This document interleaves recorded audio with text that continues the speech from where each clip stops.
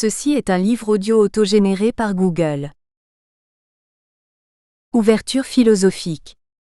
Collection dirigée par Dominique Château, Agnès Lontrade et Bruno Péquignot.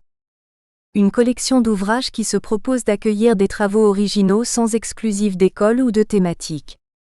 Il s'agit de favoriser la confrontation de recherches et des réflexions, qu'elles soient le fait de philosophes professionnels ou non. On n'y confondra donc pas la philosophie avec une discipline académique. Elle est réputée être le fait de tous ceux qu'habite la passion de penser, qu'ils soient professeurs de philosophie, spécialistes des sciences humaines, sociales ou naturelles, ou polisseurs de verres de lunettes astronomiques. Dernière parution. Vassilis Vitsaxis, Le mythe et la recherche existentielle, 2009. Marcello Vitali Rosati, Corps et virtuel, itinéraire à partir de Merleau-Ponty, 2009.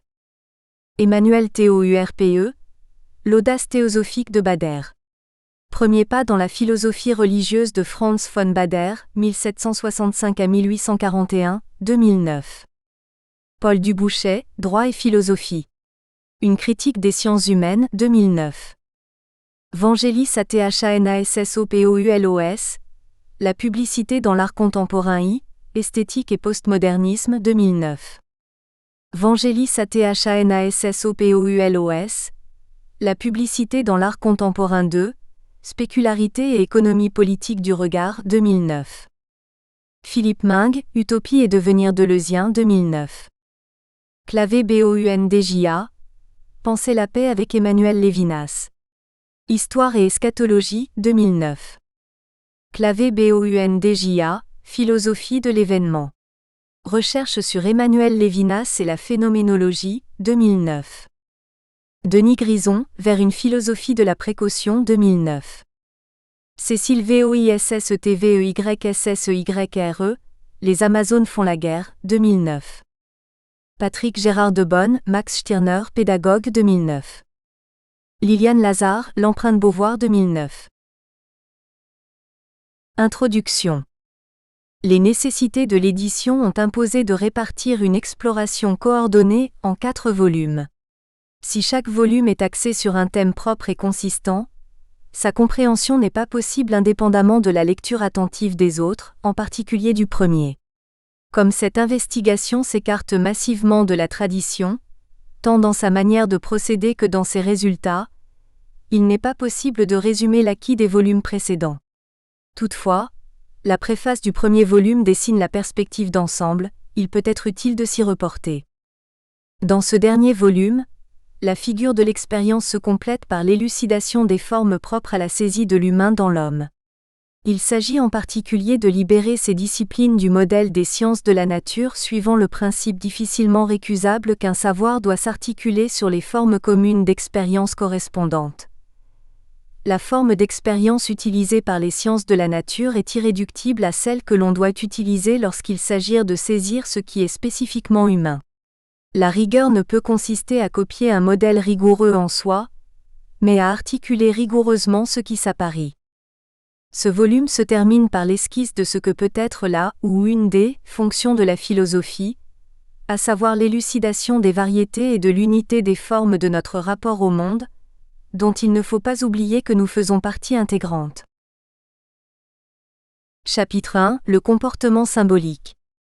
Depuis Saussure, on a commencé à admettre qu'on ne peut saisir la nature du signe linguistique, séparément des autres sortes de signes dont l'homme use. Toutefois, une sémiologie générale reste à l'état d'idéal. Nous n'en avons actuellement que des tâtonnements disparates. Cette situation présente 3 limitations également perturbatrices. En premier lieu, cette extension de la problématique est loin d'être universellement reconnue en ce que les autres sortes de signes traités comme des objets sont passés au laminoir d'une analyse linguistique leur ôtant toute spécificité. En second lieu, on attend de ces signes une fonction, et donc un mode de procédé, analogue à celle du langage naturel. En dernier lieu et surtout, on en tient aux manifestations dont toute la fonction est ou serait de désigner, excluant tout ce qui parmi les comportements humains, remplit d'autres fonctions mais qui présente inséparablement une dimension symbolique.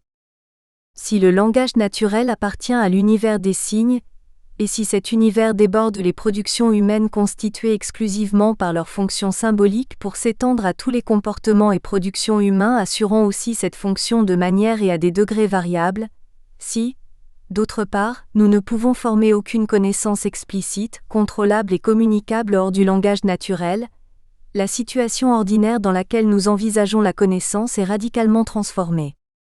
En effet, une longue tradition nous a appris qu'il ne pourrait y avoir de connaissance authentique que d'un objet, c'est-à-dire d'une partie du monde indépendante de ce qu'il peut y avoir de particulier et subjectif dans la constitution comme dans la saisie de cette partie. Il faudrait alors que nous ayons établi l'indépendance du langage naturel vis-à-vis des autres sortes de signes, et vis-à-vis des comportements symboliques pour que nous puissions traiter ces deux domaines comme des objets.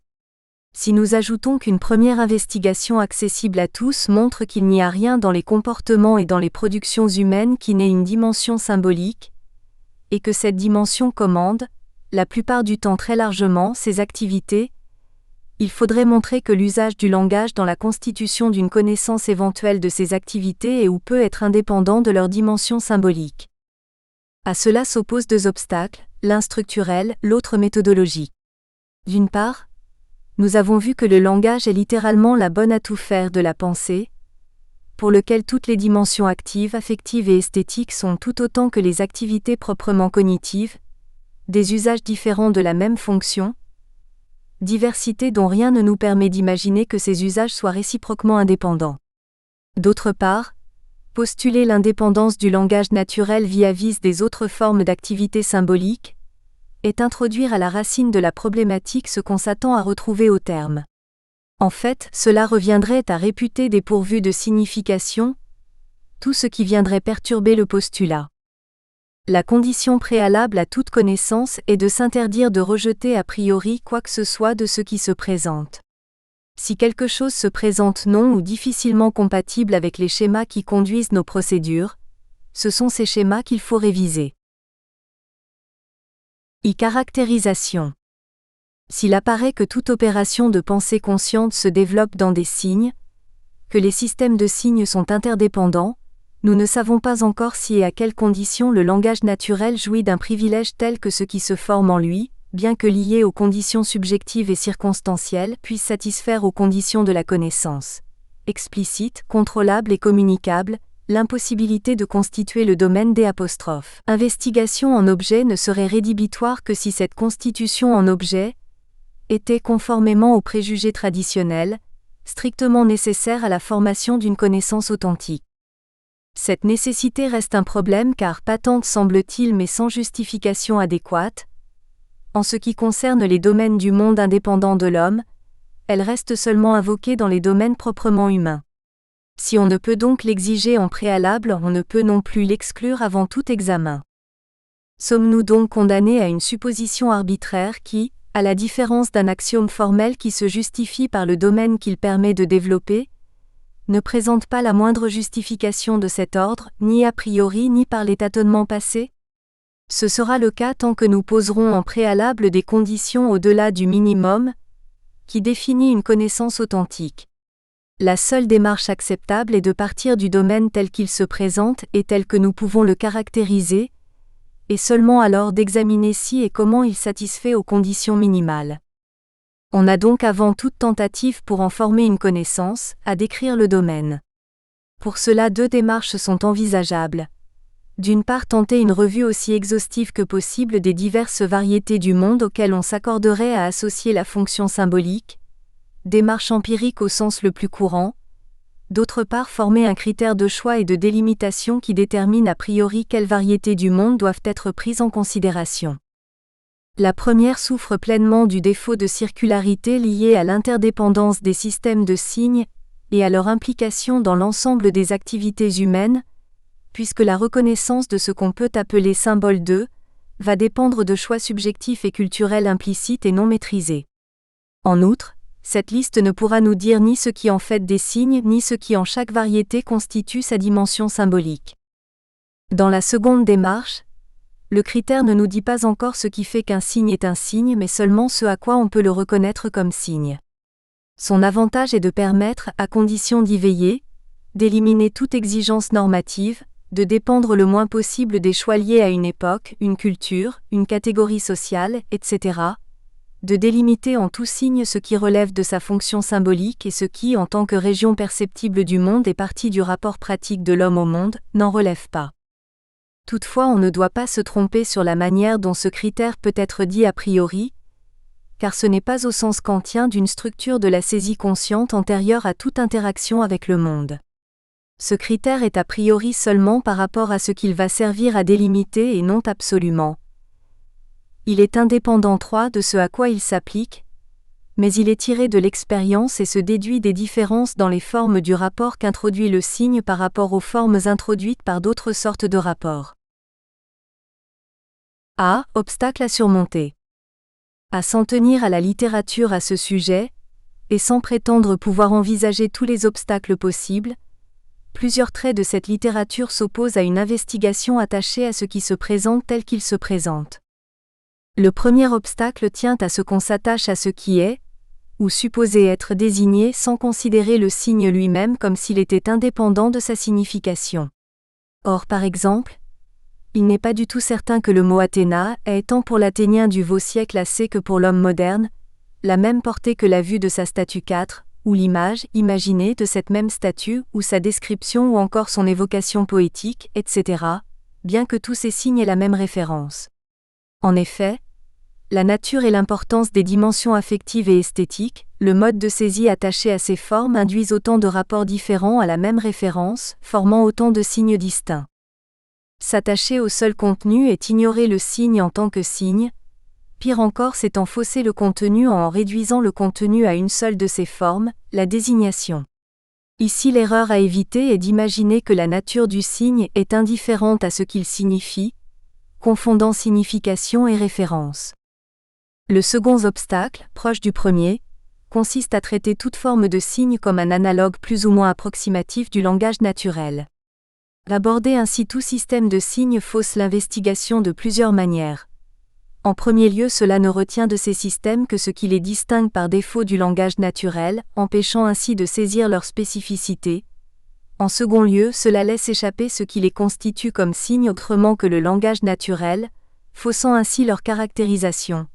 Enfin et par effet retour, cela masque des traits spécifiques du langage naturel, traits que seule une comparaison complète et sans préjugés peut déceler. Le troisième obstacle à éviter, généralement lié au précédent, consiste à traiter tout signe exclusivement d'un point de vue cognitif en fonction du contenu qu'il peut porter, ce qui comporte deux défauts. D'une part, négliger tout ce qui peut être de l'ordre de la modification du récepteur, d'autre part, privilégier le contenu conscient dans sa particularité, évitant le mode de conscience formant le signe ainsi que son interférence avec des dimensions non conscientes. Cette manière d'opérer reste dépendante du schéma selon lequel tout rapport entre homme et monde qui relève de la signification est à mesurer selon un certain isomorphisme entre ce que dit le signe et la région du monde qu'il vise, bref, en un sens assez vague et variable à dire ce qu'est cette région. Ainsi, nous n'avons pas à prendre en considération le contenu des signes et nous n'avons pas davantage à présupposer leur fonction. B. Signalement. Suivant toujours la même règle, nous avons à nous tenir à caractériser ce qui se présente tel qu'il se présente. Certes, les traits dont nous usons pour caractériser sont issus de nos catégories ordinaires et ne peuvent être ni complets ni définitifs, mais nous n'en avons pas d'autres et ils nous permettent de limiter au mieux, en l'état actuel, l'effet des particularisations subjectives et culturelles. Le premier trait, dont il semble que personne ne puisse le récuser, est le fait que la totalité des sortes de signes envisageables appartiennent à la sphère des productions humaines, ce qui implique plusieurs conséquences. Tout d'abord, aucun signe n'appartient à quelque région du monde par sa nature saisissable, pour le dire autrement, il ne peut être naturel. Le symptôme est naturel car il est l'effet physique de ce dont il est le symptôme. Dans le signe, la signification n'est pas l'effet de la constitution physique du signe, d'où la problématique aussi ancienne que les tentatives de théorisation du langage. Quel peut être le rapport entre ce que Saussure appelle signifiant et signifié ? Ensuite, en tant que produit de l'activité humaine, le signe doit être envisagé A, dans son mode de production, B, dans sa constitution en tant que produit, et non plus seulement dans sa matérialité, C, dans son mode d'action, D, dans son impact tant sur l'homme que sur le monde. En effet, toute activité humaine se constitue en fonction du rapport entre les capacités humaines, les disponibilités naturelles utilisables et les effets attendus. Ainsi inséré dans le tissu des activités humaines, le signe envisagé comme événement repérable appartient à la catégorie de l'instrument ou outil, ce qui forme le deuxième trait. Toutefois, pour le caractériser suffisamment, on ne peut pas davantage l'examiner hors du processus dans lequel il intervient qu'on ne peut rendre compte de la structure d'aucun instrument ou outil hors de l'utilisation qu'on en fait et pour lequel il est constitué. Il y a un ordre de détermination entre les étapes d'une activité, ordre qui va commander l'examen du signe en tant qu'événement dans le cours de nos activités. Prenant un exemple tout élémentaire, le marteau, il est aisé de voir cet ordre. Dans la catégorie générale du marteau, sa structure générique, une masse fixée perpendiculairement au bout d'un manche, est tout entière commandée par l'action consistant à frapper une cible dans une direction et avec une force mesurable pour modifier cette cible selon certaines sortes de modifications 5. Suivant le genre de modification et la nature de la cible, la forme et la taille du marteau vont varier de façon à être adaptées à la modification spécifique. En gros comme en détail, le principe constitutif est l'adaptation à la fonction. Toutefois, la fonction ne suffit pas à déterminer la constitution de l'instrument car elle dépend a. Des possibilités offertes par les éléments naturels, b. Des capacités techniques des producteurs, c. Des capacités techniques et de l'habileté des utilisateurs. La structure et la forme des marteaux a évolué en fonction d'abord du passage du bronze au fer puis à l'acier, ensuite des moyens de forge, du savoir-faire des artisans puis des techniques industrielles, enfin de la demande pour des utilisations plus spécifiques issues de savoir-faire plus diversifiés et plus pointus. De même, le signe dépend des utilisations qu'on peut en faire, des moyens disponibles, des possibilités techniques et culturelles pour les produire et des capacités tant individuelles que culturelles développées et modifiées au cours des temps et diversifiées selon les sociétés. Si on veut éviter de se perdre dans des généralités vagues et tâtonnantes, nous avons à caractériser le signe tant en tant qu'instrument que dans ce qu'il a de spécifique, ce qui ne peut se faire que pas à pas. Pour la clarté du propos, il me semble préférable de préciser d'abord le modèle de l'instrument en général. Il en résulte que les traits qui restent à spécifier ne pourront apparaître que progressivement. C'est le modèle. 1 degré le matériau. Tout instrument est d'abord caractérisé par son matériau et ce matériau se présente toujours sous une face corporelle 6. D'une manière générale et sans restriction, on ne peut faire n'importe quoi à partir de n'importe quoi. Les propriétés physiques conditionnent l'instrument qu'on peut tirer du matériau. Cette première condition ne se limite pas à déterminer quel matériau pour quelle sorte d'outil mais à limiter les outils possibles. Aucune communication ne peut se faire instantanément, aucune nourriture sinon à partir de matière organique, etc.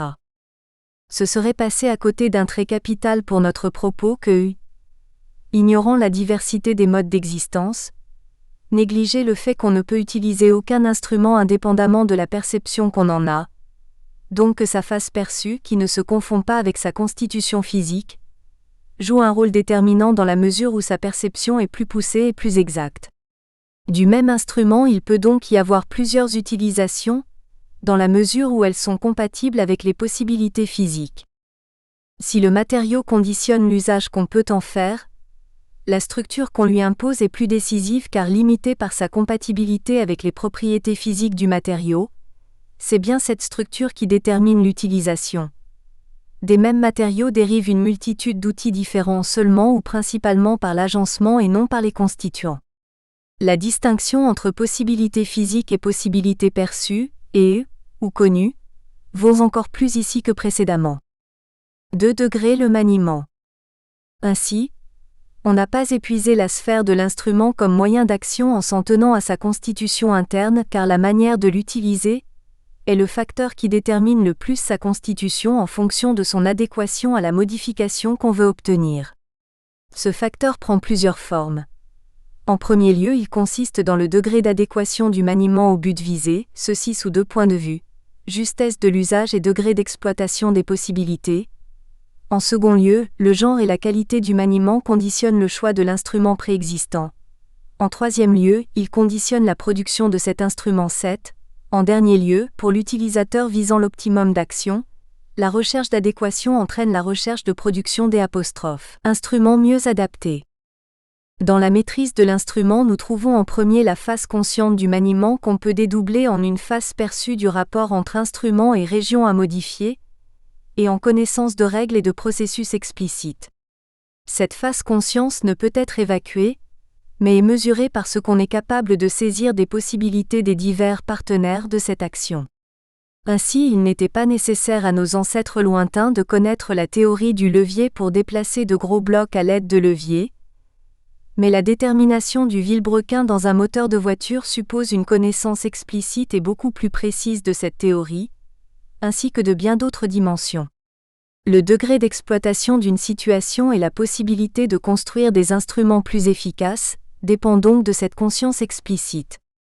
Toutefois, si la phase consciente explicite occupe une position centrale dans le maniement, elle est loin de comporter tout ce qui commande celui-ci car il y a un ensemble d'écarts entre la conscience explicite, la maîtrise et les possibilités techniques de l'instrument. En premier lieu, il n'est pas nécessaire même pour l'utilisation optimale, qu'on perçoive ni qu'on connaisse toutes les propriétés de l'instrument. Le boucher ou le chirurgien n'ont pas besoin de percevoir ni de connaître la composition chimique du couteau ou du scalpel ni leur géométrie exacte, mais seulement leur résistance, leur forme globale et leur aiguisement. La saisie consciente se borne à ce qui est engagé directement dans l'utilisation. En second lieu, une utilisation ordinaire n'exige pas la conscience optimale de ses possibilités. Elle peut en être très éloignée comme on le voit dans l'utilisation ordinaire de l'ordinateur ou dans la conduite ordinaire d'une automobile. En troisième lieu, la maîtrise optimale dépend du savoir-faire dont la majeure partie est d'autant meilleure que le détail est inconscient. Il est hors de doute qu'en voiture on ne sait pas passer les vitesses dans les meilleures conditions tant qu'on doit détailler consciemment les étapes. On ne sait pas bien écrire tant qu'on doit guider la main point par point. 8. Mieux encore, une bonne partie du savoir-faire ne dérive pas de l'intégration progressive d'étapes d'abord acquises explicitement et séparément, mais d'une appréhension affinée par l'usage du couplage entre gestes, réponses de la région d'application et schémas d'action. Cela se voit facilement dans la maîtrise de la gestuelle, mais est aussi décisif dans la conduite des actions, comme on peut le voir dans la taille d'un outil magdalénien ou le choix du percuteur, de la taille par percussion ou pression, le choix du point et de l'angle d'impact en fonction de la réaction du silex sont intégrés et ajustés par une pratique attentive. De même, dans la conduite d'une expérimentation où le choix et les réglages de l'appareillage, les ajustements en cours en fonction des résultats, la lecture de ces derniers dépendent de l'habileté et de l'expérience pratique que le savoir théorique seul ne pourrait assurer. La majeure partie de ce qui est engagé n'est pas conscient, et ce qu'il est se présente d'une autre manière que la connaissance discursive. En dernier lieu, cette maîtrise acquise et non conceptuelle est tout entière corporelle, qu'il s'agisse de la partie proprement gestuelle et musculaire, du contrôle des sensations et des dimensions affectives mais d'abord et conditionnant les précédentes, de l'intégration cérébrale 9. La dimension consciente mais non conceptuelle de cette maîtrise serait généralement appelée intuition, mais ce terme n'est qu'une simple étiquette masquant notre ignorance qu'on aura à surmonter. 3 degrés structure de l'instrument. En première approximation, nous avons vu que l'instrument est constitué en fonction de son utilisation, mais c'est laisser trop de choses de côté que d'en rester là. Tout d'abord, le matériau de l'instrument ou outil est fonction du matériau auquel il sera appliqué et son adéquation à la fonction sera mesurée a, par le choix du matériau de l'instrument, b, par la manière et le degré où les propriétés de ce matériau seront exploitées. Ensuite, la structure appliquée à ce matériau dépend du rapport entre les propriétés de ce dernier, les propriétés du matériau auquel l'instrument est appliqué et les modifications qu'on cherche à obtenir. Dans tous les cas, un marteau, une lime et un tournevis ne peuvent être appliqués qu'à des solides. Ils doivent être eux-mêmes constitués de matériaux solides, ni liquides, ni gazeux, ni symboliques, etc., mais constitués des mêmes matériaux mis en forme dans les mêmes structures génériques. Un manche en bois ou plastique est la partie utile en métal, la configuration précise de cette dernière est commandée par son usage, lequel dépend à la fois de la nature précise du matériau à modifier et de sa configuration. Dans tous les cas, il y a une marge considérable dans ce jeu de rapports, et l'adéquation optimale n'est pas nécessaire pour qu'on ait des instruments fonctionnels. En outre, l'habileté peut suppléer dans une large mesure à l'insuffisance de l'instrument. 4 degrés la chaîne instrumentale. Naïvement, il semble que l'utilisateur soit hors de la sphère de l'instrument, mais ceci est capital pour notre propos. Il entre en première position dans cette sphère car l'homme est d'abord à lui-même son propre instrument, l'origine et la mesure de tous les autres ainsi que le résultat de leur mise en œuvre. Jusqu'ici nous avons considéré le couple instrument-région d'application comme situation basale suffisante pour déterminer la nature de l'instrument et de la relation instrumentale 10, mais la pratique humaine est différente car tout instrument humain requiert un autre instrument pour le fabriquer. Dès la taille du premier chopé, obtenu en enlevant 3 ou 4 éclats à un galet pour obtenir un tranchant très grossier, il faut un percuteur, lequel, même s'il est pas façonné, suppose au moins un choix fonction de son utilisation. La fabrication d'une épée de bronze requérait l'extraction du minerai, sa transformation, sa mise en forme, autant d'acteurs, de techniques et d'outils différents, bien avant l'extrême complexité moderne. On ne peut traiter ce redoublement comme une simple redondance, qui n'affecterait pas la catégorie de l'instrument. Si l'on prend d'abord la série en descendant, allant vers les applications ultimes, la constitution du premier instrument 11 n'est plus fonction de sa seule région proximale d'application, l'instrument ou matériau plus élaboré qu'il sert à fabriquer, mais de l'utilisation de ce dernier, laquelle à son tour. Ainsi, la constitution d'un instrument 2 peut s'enfermer dans le rapport binaire à son application. Prenant maintenant la série en sens inverse, à partir de son application ultime, il est clair que toutes les activités humaines ne s'arrêtent pas à une modification d'une région du monde, mais que cette dernière n'est elle-même qu'un instrument pour satisfaire un besoin ou un désir humain, c'est-à-dire pour obtenir une modification de l'homme.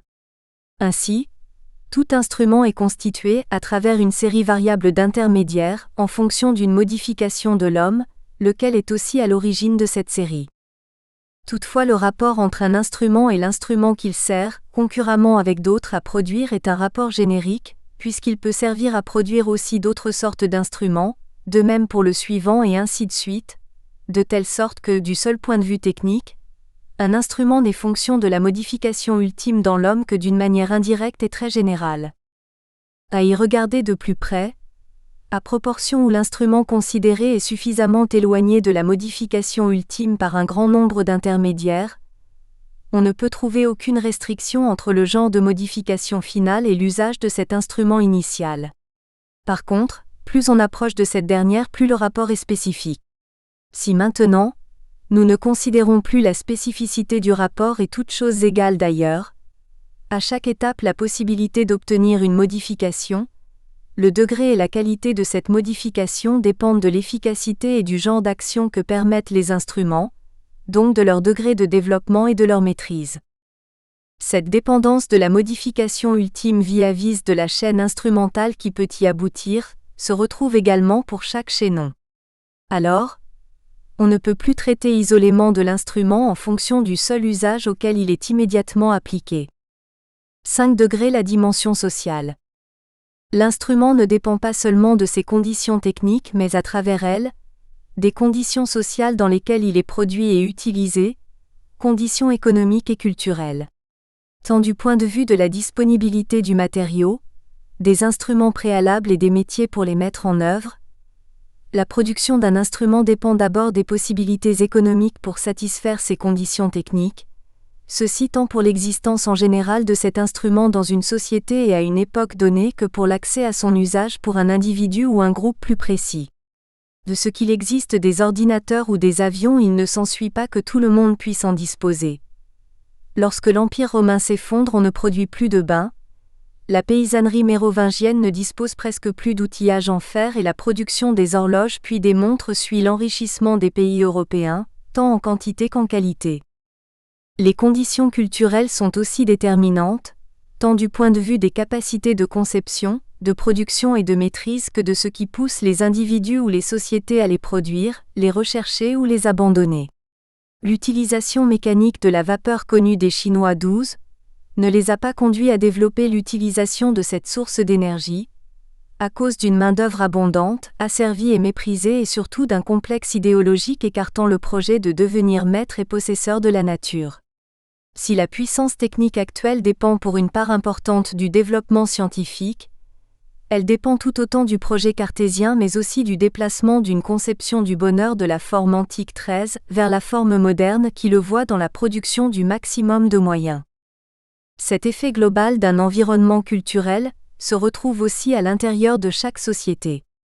D'une part, une bonne partie des instruments ont une dimension professionnelle et leur production comme leur utilisation renvoie à la division du travail, laquelle n'est pas déterminée par les seules conditions techniques. D'autre part, la stratification sociale, indépendamment de sa composante professionnelle, influe considérablement tant sur le choix des instruments utilisés, ne fût-ce par exemple, que dans le choix des moyens de déplacement que sur la demande déterminant leur développement. 6 degrés la fonction négligée. Jusqu'ici et suivant le préjugé commun, nous n'avons considéré que le résultat technique, à savoir les modifications obtenues de proche en proche par l'utilisation d'un instrument. Même en prenant en compte la modification ultime de la chaîne qui est celle d'un homme, celle-ci resterait extérieure à ce qui l'a produit. Ce préjugé tient à ce que l'instrument est toujours conçu comme une région du monde extérieure à celui qui en use, séparable tant dans son utilisation que dans son existence, ce qui est vrai pour toute la série qui répond effectivement à cette délimitation. Mais celle-ci ne peut être confondue avec la définition car si on définit l'instrument comme cet intermédiaire incontournable entre le projet et l'action transformatrice, l'agent appartient à cette chaîne de 2 manières. En premier lieu, il est le premier instrument, condition de la production et de la mise en œuvre de tous les autres.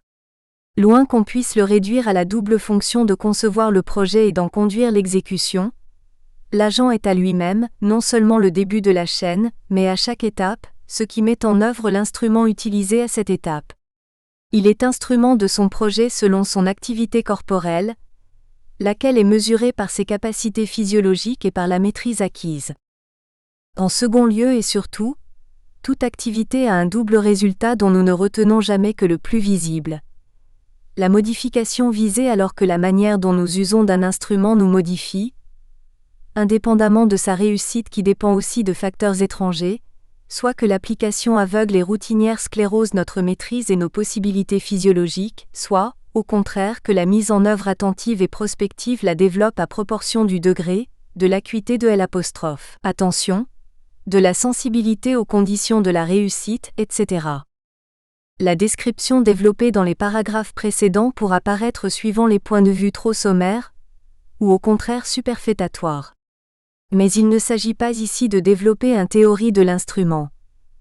Il s'agit, puisqu'il s'agit de caractériser le signe comme constituant de l'activité humaine et qu'il ne peut être appréhendé dans cette perspective que comme instrument, de signaler les traits constituant un instrument quelconque pour à partir de ce modèle, spécifier ce qui est propre au signe. 2. L'outil de l'humanisation.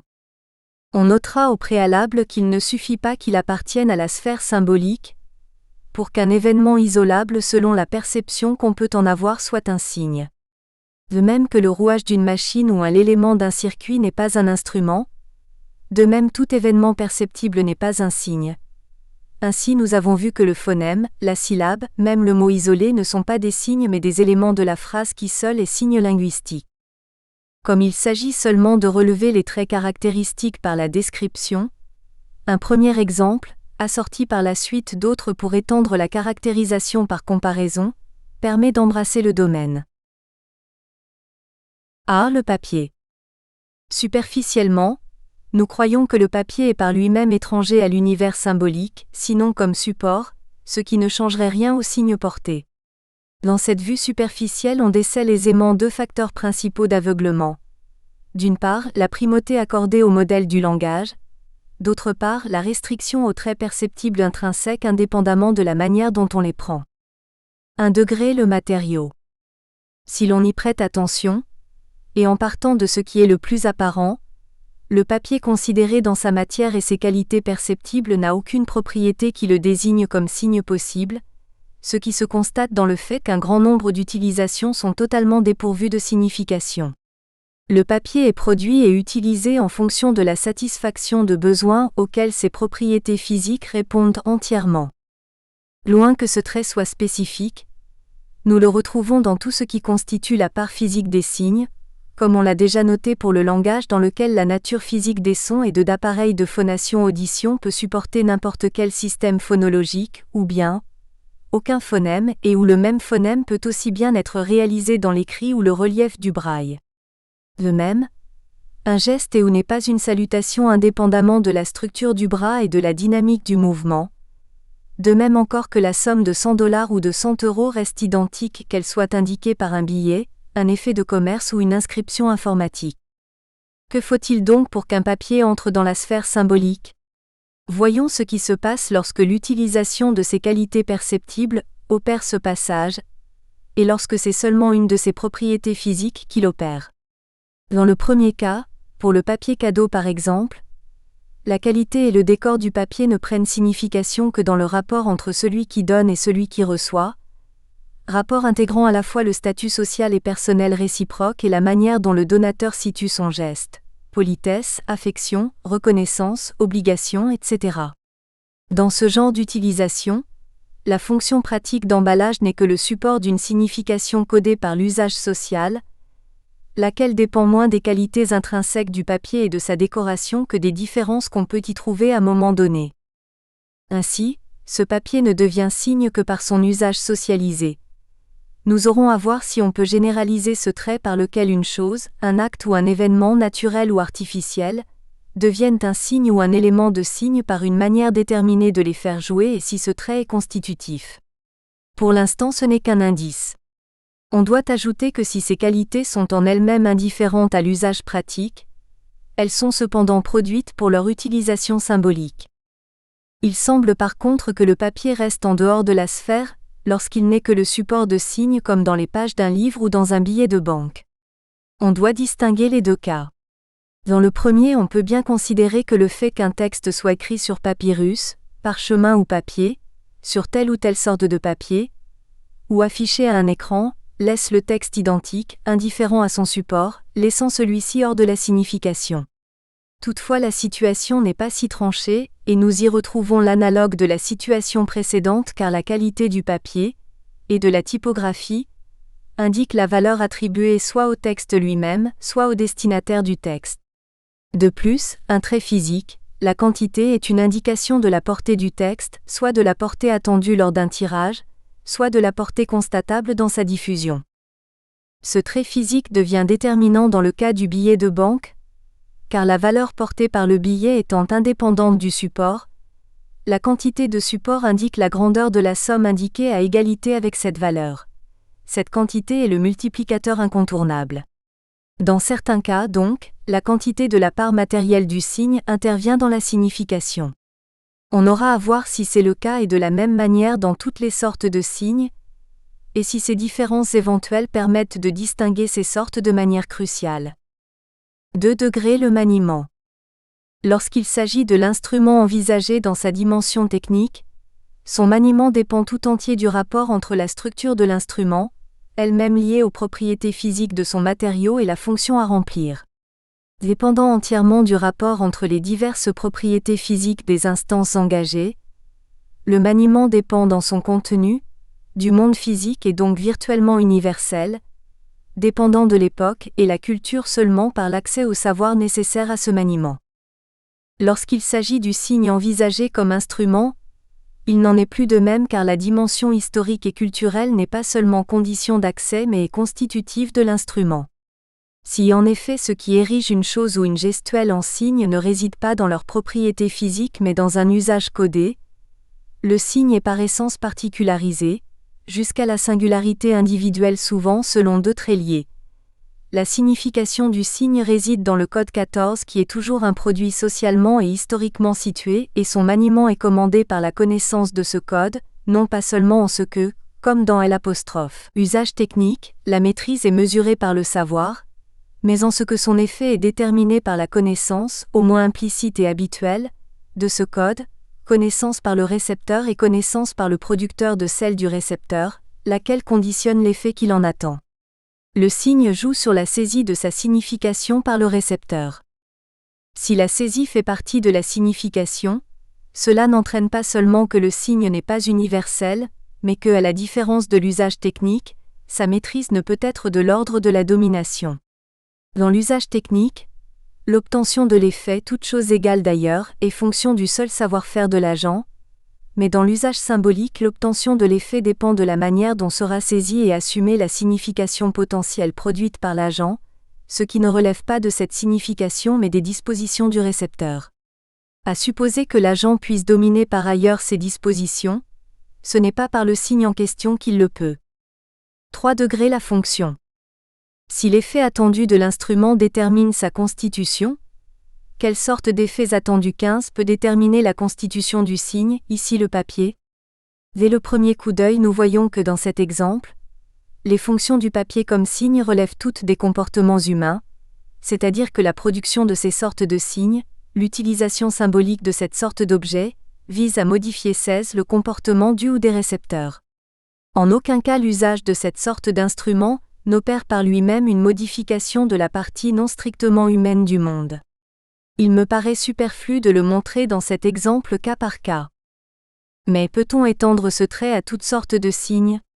Engager une revue empirique de tout le signe reconnu, outre son caractère fastidieux et sa longueur manquerait le but, car ce serait subir les préjugés qui accordent ou refusent le statut symbolique à telle ou telle région perceptible du monde.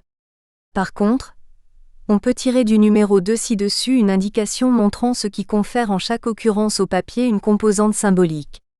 En effet, le papier ne devient signe que par la conjonction de 4 traits. A. Cette composante est indépendante des propriétés physiques du papier. B. Elle dépend de la manière dont l'environnement humain fait jouer certaines qualités perceptibles du papier, ce que nous appelons pour elle instant le code. C. Elle ne joue que dans la mesure où ce code est appréhendé par les récepteurs. Elle suppose un savoir, même seulement implicite. D. Son effet à un moment donné sur des récepteurs donnés dépend de la manière et du degré auquel ce signe est effectivement saisi et reconnu. Il n'est pas déterminant par lui-même. 17. Cet ensemble de traits distingue radicalement l'instrument symbolique de l'instrument technique. Il y aura à voir s'il est suffisant pour caractériser le premier et fournir mieux qu'un signalement. Il suffit déjà pour repérer en tout ce qui se présente ce qui comporte le fonction symbolique. Pour progresser, on a maintenant à reprendre point par point ce qui constitue un instrument. B. De quoi un signe est-il fait? L'exemple précédent pourrait nous induire en erreur en ce que son matériau est artificiel, nous portant à imaginer que cette artificialité caractérise l'ordre du signe.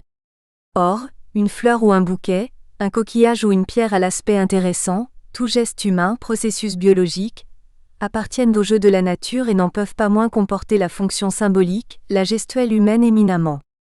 L'exemple du papier nous a montré que ce n'était pas le papier dans tous les cas qui le faisait signe, mais certains usages s'appuyant sur certaines qualités en les sélectionnant. S'il n'y a pas de signe sans composante corporelle et si certaines de ces composantes interviennent dans la signification, ces dernières ne déterminent pas pour autant la signification. La preuve en est qu'on peut toujours, et c'est le cas en fait le plus fréquent, substituer une composante perceptible à une autre, à condition de conserver le système de différence pour que la signification soit assurée. Si par conséquent, la nature physique du signe ne le constitue pas en signe, ne doit-on pas pour autant envisager des contraintes d'adéquation entre certaines régions du monde et certaines sortes de signes? Pour revenir au support physique, s'il est vrai qu'il n'est pas nécessairement artificiel, les restrictions à ce qui dans la nature peut servir de signe joint au fait que le plus grand nombre des productions humaines n'y servent pas davantage ou marginalement, nous montrent que le matériau du signe ne consiste pas à proprement parler dans les choses mais dans une certaine manière d'en user et que le support physique n'intervient que dans la mesure où il se prête à cet usage. Ainsi, ce n'est pas la fleur ou le coquillage qui a une signification mais sa place dans un geste. Une chose n'a la signification d'un don ou d'un échange que lorsqu'elle est l'objet d'un transfert perceptible. Lorsqu'un roi donnait une terre à un quelconque seigneur, ce n'était pas la terre qu'il donnait mais des droits sur celle-ci car nul ne peut porter un tel objet. C'est l'acte, oral ou écrit mais public, qui avait cette signification. De même, aucun produit artificiel n'est par lui-même support de signification. La plupart des produits humains, surtout les produits intermédiaires, non immédiatement consommables, n'ont pas de signification et ceux qui en ont ne l'ont pas systématiquement. Même dans le cas où ces produits sont effectués généralement pour cet usage, ils n'ont de signification qu'en fonction de cet usage et non en général. Dans le cas crucial du langage, non seulement tous les sons émis ou pouvant l'être ne sont pas des phonèmes, mais la classe des sons effectivement utilisés par les hommes pour parler sont l'objet d'une sélection drastique par laquelle seule une petite série est effectivement utilisée dans une langue. Si le son se prête, mieux que toute autre production humaine et pour des raisons purement pratiques, à fournir un support au langage, ce n'est pas en raison de ses propriétés physiques qu'un son précis est un phonème. 1 degré, une tentative de classement. Il en résulte que le matériau du signe consiste dans des utilisations communicables de tout ce qui est à la portée de l'homme, au moins potentiellement, non pas dans des choses mais dans des manières d'en user. C'est de ce point de vue qu'on peut envisager une première classification. Il ne semble pas que la différence entre l'utilisation de choses et celle du corps propre soit pertinente, puisque par exemple un texte dit ou lu est bien le même texte.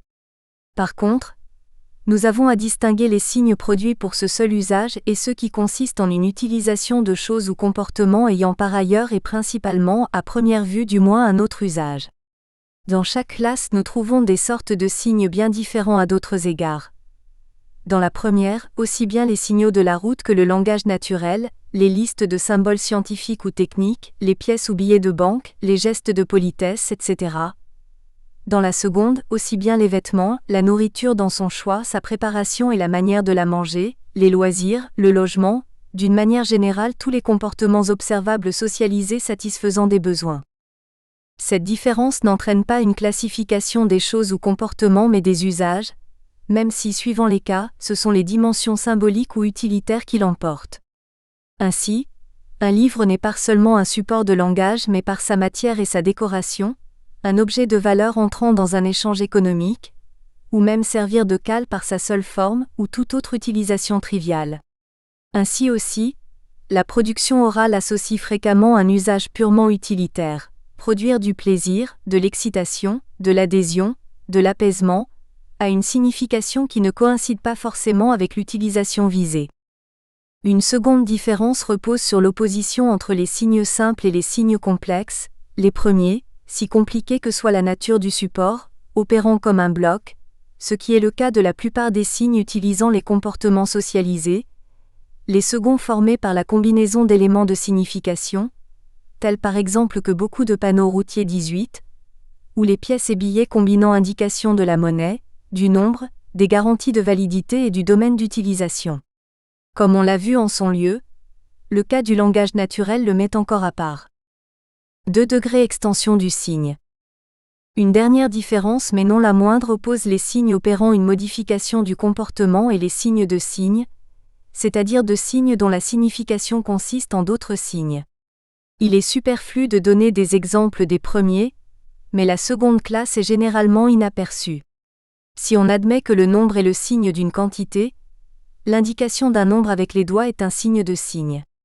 On objecterait sans doute, obnubilé par notre européocentrisme, que le nombre de doigts n'est que l'équivalent du nombre, une autre forme de nombre alors que ce serait une quantité nombrée, mais il n'est pas besoin de clarifier la naïveté de cette objection puisqu'il suffit de considérer la manière chinoise où la position des doigts forme une figure évoquant le signe écrit indiquant le nombre.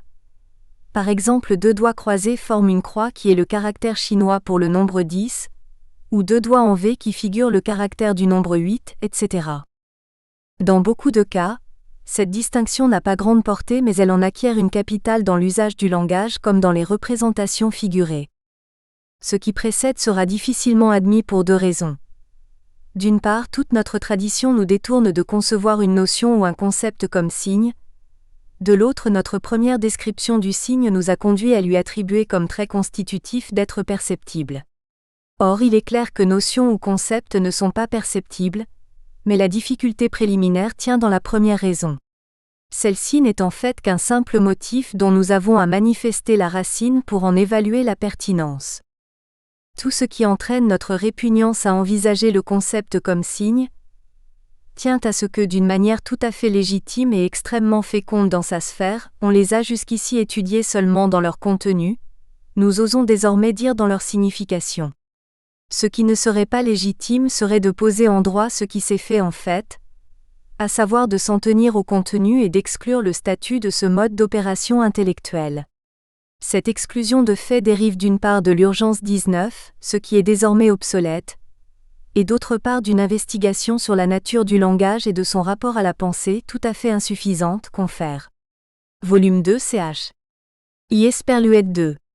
Elle ne peut être fondée, à moins que l'examen sans présupposé du signe linguistique le justifie par ailleurs. Pour cela, il nous faut tout d'abord revoir notre caractérisation du signe pour éliminer un obstacle préalable. Est-il nécessaire que le support soit perceptible ? Comme on l'a vu dans le vol. ICH 2 et 3. Une illusion universelle nous fait croire que la perception d'autrui telle qu'il l'a est accessible. Nous espérons que vous avez apprécié cet aperçu. Pour continuer à écouter ce livre audio sur Google Play Livres, utilisez le lien dans la description de la vidéo.